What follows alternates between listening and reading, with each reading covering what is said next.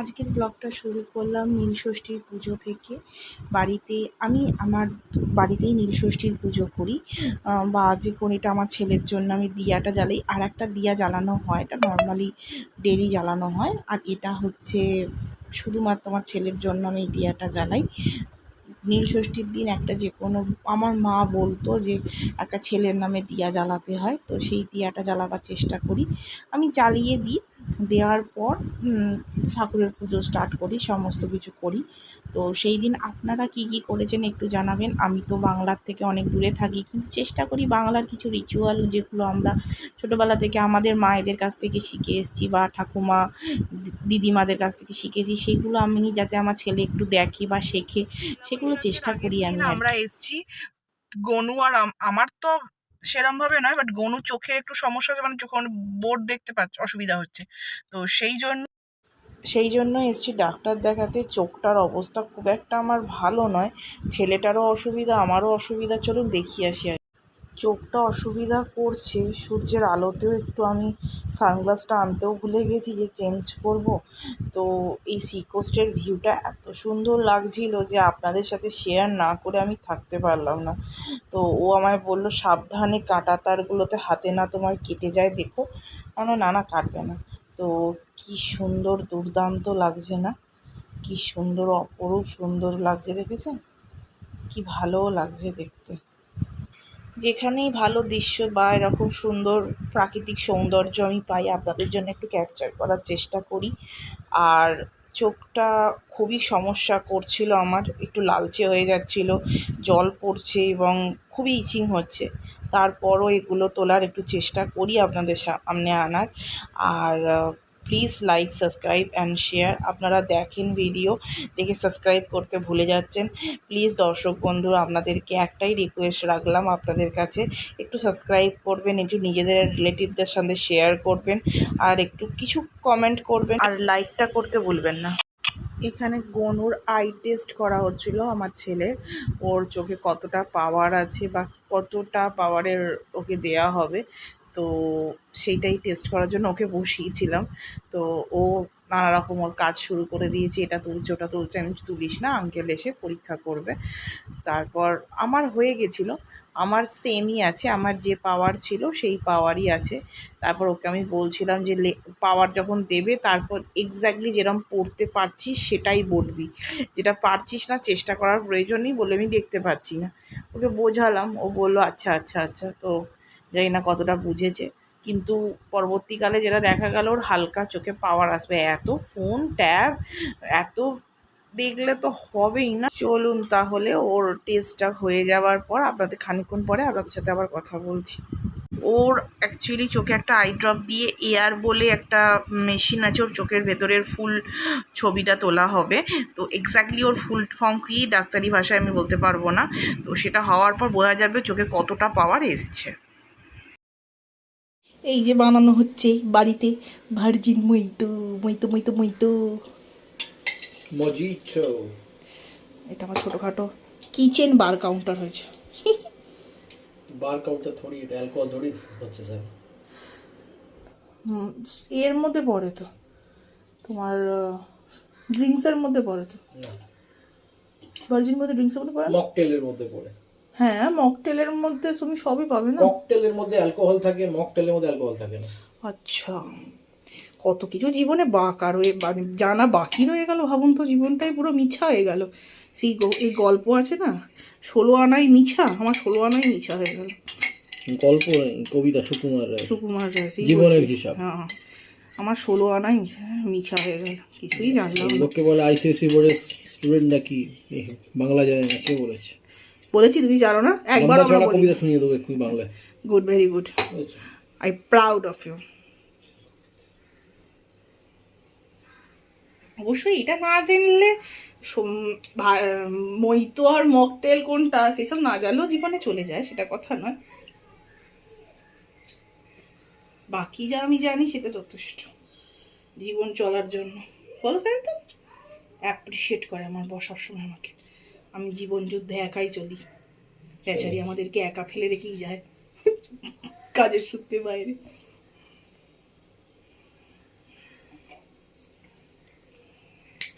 হয়ে গেল, এটাই দিলে না? হে ভগবান, তুমি দিলে না? তুমি কাকে দিলে না জানতে বুঝতে পারছো? দাঁড়া করছি ব্যবস্থা। কাকে দিলে না তুমি বুঝতে পারছো? কি 16 আনা কি তোমার পুরো জীবনটাই মিছা করে দেবে কেঁদে খালি। তোমার পুরো জীবনটাই মিছা করে দেবে কেঁদে। এত কাঁদান কাঁদবে না।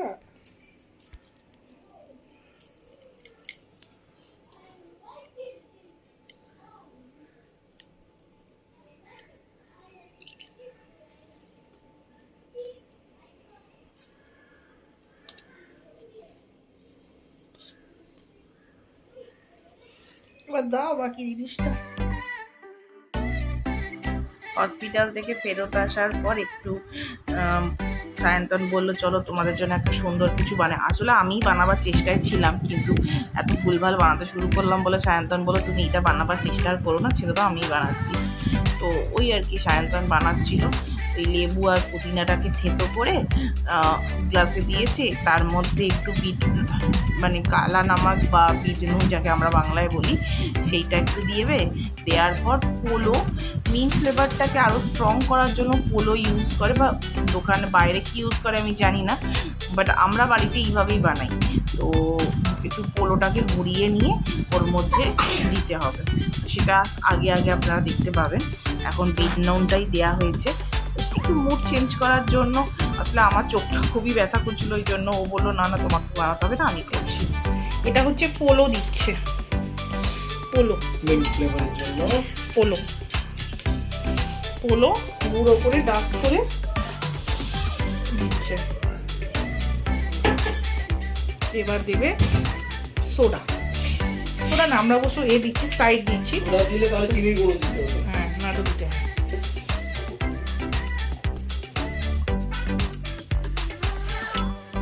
আহা মজা, আহা আহা, ঠান্ডা ঠান্ডা কোলা। এবার গুলু গুলু গুলু গুলু গুলু গুলু করতে হবে।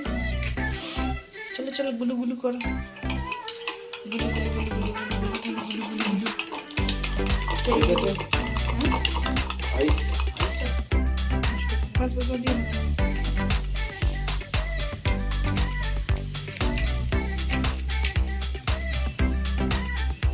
কি বানিয়েছে দেখেছেন? সায়ন্তন খাও, সায়ন্তন নাও। ঠস, এটা বাবুর চিপস। ভেঙে যাক তারপর।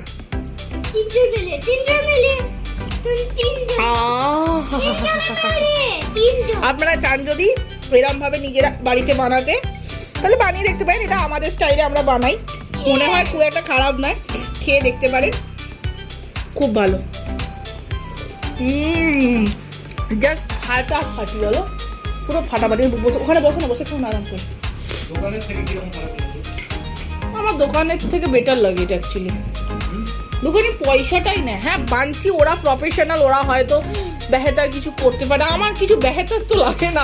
পার্সোনালি আমার মতামত, আমার তো আমার বেহেতার কিছু লাগে না। আমার এটা হয়তো এই ঝাঁঝের ওপর যেটা পড়ে আছে এটা এক ধরনের, এটা একটা স্টাইল, বা অনেকে আবার এটা প্লেন রাখার চেষ্টা করে, কোনো ওপরে থাকবে না, ওটা দেখতে ভালো লাগে না, এটা বেশি দেখতে ভালো লাগে। আহা হা হা হা হা, আমার পুদিনাটাকে আমি ভেতরে ডুবিয়ে দিই। এইভাবে আমরা বাড়িতে বানাই, যদি ভালো লাগে একবার ট্রাই করে দেখতে পারেন, খুব খারাপ হয় না, খুব ভালো খেতে হয়। ভালো লাগলে লাইক, সাবস্ক্রাইব অ্যান্ড শেয়ার। আপনাদের সামনে অনেকক্ষণ সকালবেলা এসেছিলাম, বাট সেভাবে তখন কথা বলা হয়নি। হসপিটালের কিছু কিছু ভিডিও দেখলেন, তখন অ্যাকচুয়ালি আমার ছেলের আজকালকার বাচ্চাদের সমস্যাটা হচ্ছে ওই ট্যাব ফোন দেখার জন্য পাওয়ার এসে যাচ্ছে অল্প বয়সে। আমার ছেলে প্রচণ্ডভাবে ও ট্যাব নোট ফোন খুব খুব দেখে, বিশেষ করে ফোন তো প্রচণ্ড দেখে, ট্যাব খুব এগুলো খুব ইউজ করে। তার জন্য চোখে, তার জন্য কিনা বলতে পারবো না, ওর একটা হয়তো ব্যাকগ্রাউন্ড আছে, কারণ আমার চোখে পাওয়ার আছে, ওর বাবার চোখে কোনো পাওয়ার নেই, এখনও নেই, কোনো পাওয়া নেই, এই বয়স হয়ে গেছে ওর। বাবা তো এখন মোটামুটি, এখন সায়নদা তোমার মোটামুটি কত এজ হবে? তোমার এজ? ও 37 বছর বয়স হলো, এখনো চোখে কোনো পাওয়া নেই, না কাছের না দূরের। তো ওর ব্যাকগ্রাউন্ড হয়তো মেবি ও আমার কাছ থেকে এটা পেয়েছে, তো সেই জন্য চোখে পাওয়ারের জন্য ওকে হসপিটালে নিয়ে গেছিলো। অ্যাকচুয়ালি ওর সমস্যা হচ্ছিলো কি বলুন তো, বোর্ড দেখতে পাচ্ছে না, যেটা আমার ক্ষেত্রেও হয়েছিল ছোটোবেলায়, আমিও বোর্ড দেখতে পেতাম না। তো ও এখন সেই লেভেলে যায়নি, বাট ও ছোট্ট ছোট্ট লেখাগুলো চোখে দেখতে পায় না। ওখানেও তাই, যখন পাওয়ার টেস্ট হচ্ছিলো ছোটো ছোটো লেখাগুলোই পড়তে পারছিল না, খুব বড় লেখাগুলো ঠিক।